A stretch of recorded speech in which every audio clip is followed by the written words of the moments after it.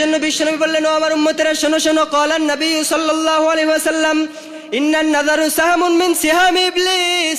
আল্লাহ ইবলিসকে যে পাওয়ার দিয়েছে, ইবলিসের বেশ কিছু তীর আছে। এই তীরের মধ্যে থেকে মুমিন বান্দার চক্ষু হচ্ছে একটা তীর।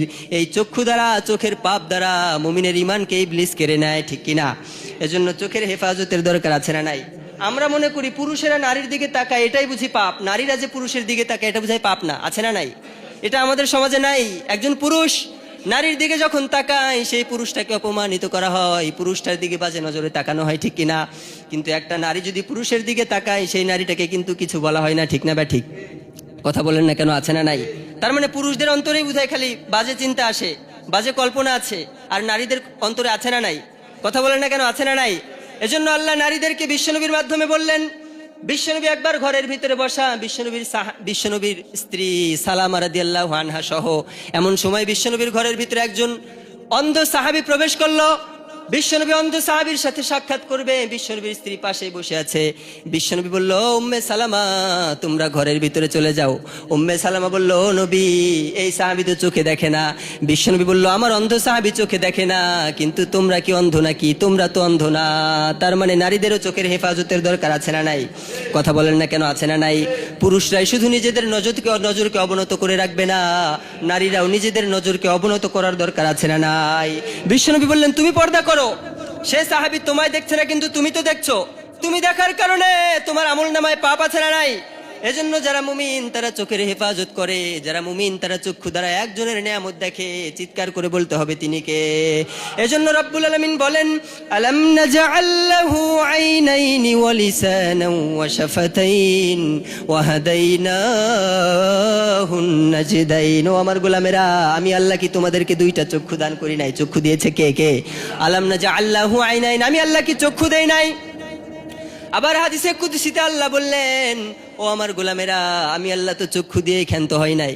তোমার চোখ মাঝে মাঝে শয়তানের ওয়াসওয়াসার কারণে, নফসের ধোঁকার কারণে বেগানা নারীর দিকে তাকাতে চাবে, আছে না নাই? রিকশার ভিতরে একটা সুন্দরী নারী যায়, তোমার চক্ষু সেই নারীর দিকে তাকিয়ে শীষ বাজাতে চাবে, আছে না নাই? আল্লাহ বলল, এজন্য আমি আল্লাহ শুধু চক্ষু দেই নাই, চোখের সামনে আমি আল্লাহ পাতা দিয়েছি। যখন বেগানা নারীর দিকে তোমার চক্ষু চলে যায়, তোমার চোখ যখন অশালীন উলঙ্গপনা দেখতে চাই, হারাম কোনো জিনিসের দিকে নজর দিতে চাই, আমি আল্লাহ চোখের পাতা দিলাম, চোখের পাপড়ি দিলাম, চোখকে তুমি হেফাজত করার জন্য। সুবহানাল্লাহ। কল্পনা করেছেন, শুধু যদি আল্লাহ চোখ দিত, চোখ বন্ধ করার কোনো উপায় নাই, তাহলে আপনি যদি বেগানা নারীর দিকে তাকাতেন সেটা হতো। কিন্তু চোখের সামনে চোখের পাতা আছে না নাই? আল্লাহ হাদিসে কুদসিতে বলল, আমার গোলামেরা, চোখ দিয়ে আমি আল্লাহ ক্ষান্ত হই নাই, চোখকে হেফাজত করার জন্য চোখের পাতা দিয়েছে একজন, তিনি কে? এর পরের আয়াতে আল্লাহ বললেন, ওয়া লিসানান ওয়া শাফাতাইন। ও আমার গোলামেরা, আমি আল্লাহ কি তোমাদেরকে জিহ্বা দেই নাই? জিহ্বা দিয়েছে একজন, তিনি কে? আরো জোরে বলেন, তিনি কে? আল্লাহর নিয়ামতের স্বাদগুলো উপলব্ধি করার জন্য আমাদেরকে জিহ্বা দিয়েছে একজন, তিনি কে? এজন্য আল্লাহ বললেন, ও আমার গোলামেরা, ওয়া লিসানান ওয়া শাফাতাইন, আমি আল্লাহকে জিহ্বা দেই নাই নাকি? এই জিহ্বা আমি দিয়েছি আমার জিকিরের জন্য, আমার নিয়ামতগুলো আহার করার জন্য। জিহ্বা আমি আল্লাহ দিয়েছি, জিহ্বা দ্বারা অশালীন কোনো শব্দ ব্যবহার করার জন্য আমি আল্লাহ কিন্তু জিহ্বাটা দেই নাই। আমাদের সমাজে গালি আছে না নাই? গীবত আছে না নাই? চুগলখড়ি আছে না নাই? মিথ্যা আছে না নাই? গালাগালি আছে না নাই? আল্লাহ বলল, এগুলো করার জন্য আমি আল্লাহ কিন্তু জিহ্বা দেই নাই।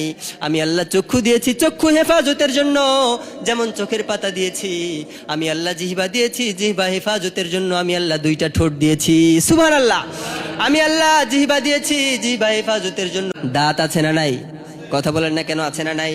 এজন্য যারা চোখের হেফাজত করবে, যারা জিহ্বার হেফাজত করবে, তাদের দামটা বাড়িয়ে দিবে একজন, তিনি কে? আল্লাহ বিশ্বনবীর মাধ্যমে বললেন, ও আমার গোলামেরা, শোনো শোনো, চক্ষু দ্বারা বেগানা কোনো নারীর দিকে তাকাবা না, পর্নোগ্রাফি দেখবা না, নেকেড ভিডিও দেখবা না, ব্লু ফিল্ম দেখবা না, নাটক সিনেমা দেখবা না, চক্ষু দ্বারা একজনের নিয়ামত দেখবা, তিনি কে?